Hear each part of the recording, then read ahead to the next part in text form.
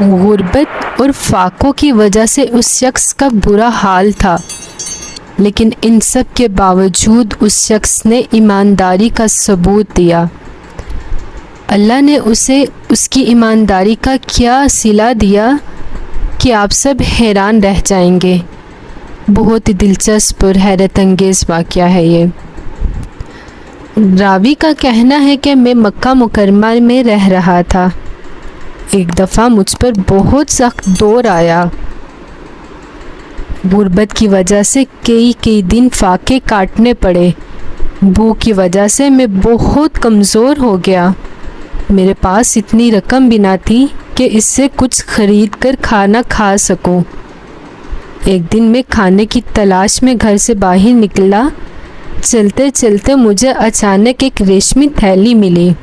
میں نے اسے اٹھا لیا۔ گھر